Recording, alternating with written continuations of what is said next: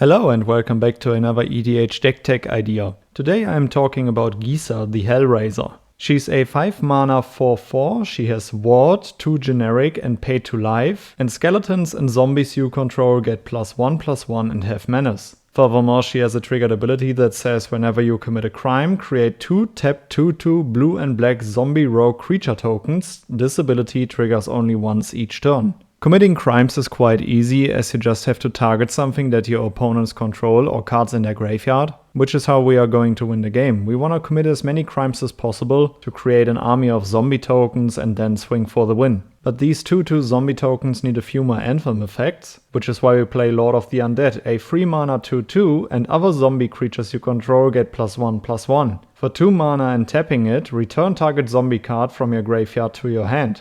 Undead War Chief, a 4 mana 1/1, and zombie spells you cast cost 1 less to cast, and zombie creatures you control get +2/+1. Cemetery Reaper, a 3 mana 2/2, and other zombie creatures you control get +1/+1. For 3 mana and tapping it, exile target creature card from a graveyard, create a 2/2 black zombie creature token. Death Baron, a 3 mana 2/2, and skeletons you control and other zombies you control get +1/+1 and have Death Touch. Lord of the Accursed, a 3 mana 2/3, and other zombies you control get +1/+1. For 2 mana and tapping it, all zombies gain menace until end of turn. And of course Tomb Tyrant, a 4 mana 3/3, and other zombies you control get +1/+1. For 3 mana, tapping it and sacrificing a creature, return a zombie creature card at random from your graveyard to the battlefield. Activate only during your turn and only if there are at least 3 zombie creature cards in your graveyard. We will not only commit crimes during our turn, we will also try to always commit a crime during our opponent's turn. Which is why we keep the board in check with cards like Deadly Rollick, a 4 mana instant, and if you control a commander, you may cast a spell without paying its mana cost, and you can exile target creature. Snuff Out, a 4 mana instant, and if you control a swamp, you may pay 4 life rather than pay Snuff Out's mana cost. Destroy target non-black creature, it can't be regenerated. Infernal Grasp, a 2 mana instant, destroy target creature and you lose 2 life. Dismember, for 1 generic and 2 black Phyrexian mana, an instant, target creature gets -5/-5 until end of turn. Go for the Throat, a 2 mana instant, destroy target non-artifact creature. And we also play Murderous Rider, a 3 mana 2/3 with lifelink, and when Murderous Rider dies, put it on the bottom of its owner's library. It also has an instant side for 3 mana, and it says destroy target creature or planeswalker, you lose 2 life. We don't only want to rely on our zombie army to win the game, so we also play several drain effects. For example, Zulaport Cutthroat, a 2 mana 1/1, and whenever Zulaport Cutthroat or another creature you control dies, each opponent loses 1 life and you gain 1 life. Ayara, First of Locthwain, a 3 mana 2/3, and when she or another black creature enters the battlefield under your control, each opponent loses 1 life and you gain 1 life. You can also tap her and sacrifice another black creature to draw a card. Of course, we play Blood Artist, a 2 mana 0/1, and whenever it or another creature dies, target player loses 1 life and you gain 1 life, which is also great because it counts as committing a crime. Falkenrath Noble, a 4 mana 2/2 with flying, and when it or another creature dies, target player loses 1 life and you gain 1 life. Mirkwood Bats, a 4 mana 2/3 with flying, and whenever you create or sacrifice a token, each opponent loses 1 life. Priest of the Forgotten Gods is really powerful in this deck, a 2 mana 1/2, and you can tap it and sacrifice 2 other creatures. Any number of target players each lose 2 life and sacrifice a creature. You add 2 black mana and draw a card. And now I'll show you a few very cheap ways to commit crimes. For example with Dread Presence, a 4 mana 3/3, and whenever a swamp enters the battlefield under your control, choose 1. Either you draw a card and you lose 1 life, or Dread Presence deals 2 damage to any target and you gain 2 life. Stronghold Assassin, a 3 mana 2/1, and you can tap it and sacrifice a creature to destroy target non-black creature. Attrition, a 3 mana enchantment, and you can pay 1 black mana and sacrifice a creature to destroy target non-black creature.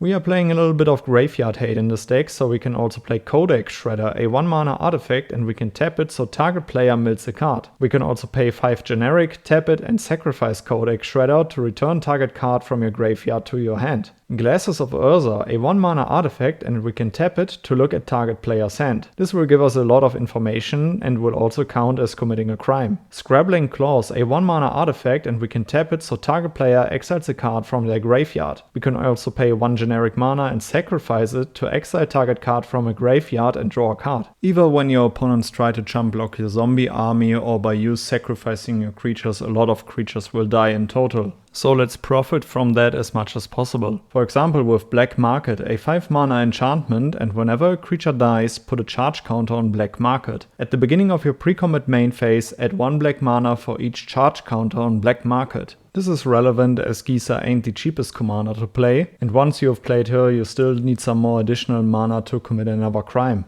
Another powerful enchantment that you can play is Grave Pact, a 4-mana enchantment, and whenever a creature you control dies, each other player sacrifices a creature. When it comes to committing more crimes, you can also play Invasion of Innistrad, a 4-mana battle with 5 defense counters, and when it enters the battlefield, target creature an opponent controls get -13/-13. If you manage to win against the battle, you can cast its backside, which is Deluge of the Dead. When this enchantment enters the battlefield, you create 2 2/2 black zombie creature tokens, and you can pay 3 mana to exile target card from a graveyard. If it was a creature card, create a 2/2 black zombie creature token. Another powerful enchantment that came with the same set as Gisa is Tiny Bones Joins Up, a 1-mana legendary enchantment, and when it enters the battlefield, any number of target players each discard a card. Furthermore, whenever a legendary creature enters the battlefield under your control, any number of target players each mill a card and lose 1 life. Another powerhouse when it comes to committing crimes is Virtue of Persistence, a 7-mana enchantment, and at the beginning of your upkeep, put target creature card from a graveyard onto the battlefield under your control. This means that you can also target creatures in your opponent's graveyard, which will count as committing a crime. You can also cast Locthwain Scorn for 2 mana, which is a sorcery, and target creature gets -3/-3 until end of turn and you gain 2 life. Another really cool enchantment to accelerate your game plan is Black Market Connections, a 3-mana enchantment. At the beginning of your pre-combat main phase, choose 1 or more. Create a treasure token and you lose 1 life, draw a card and you lose 2 life, or create a 3/2 colorless shapeshifter creature token with Changeling and you lose 3 life. It is definitely worth mentioning that this shapeshifter is also a zombie and a skeleton, so if Gisa is on the battlefield you will have a 4/3 with Menace. You want to win more? You get it. Kervek, the Punisher, a 3-mana 3/3, and whenever you commit a crime, exile up to 1 target black card from your graveyard and copy it. You may cast the copy, if you do, you lose 2 life. If you have some instant speed removal in your graveyard and are always able to commit a crime at instant speed, Kervek allows you to react to any of your opponent's shenanigans at any time. Raven of Fell Omens, a 2-mana 1/2 with flying, and whenever you commit a crime, each opponent loses 1 life and you gain 1 life. This ability triggers only once each turn. This ain't the best drain effect, I gotta say that, but it isn't limited to when creatures die, it is limited to committing crimes, which you might do a little bit more often than destroying creatures in this deck.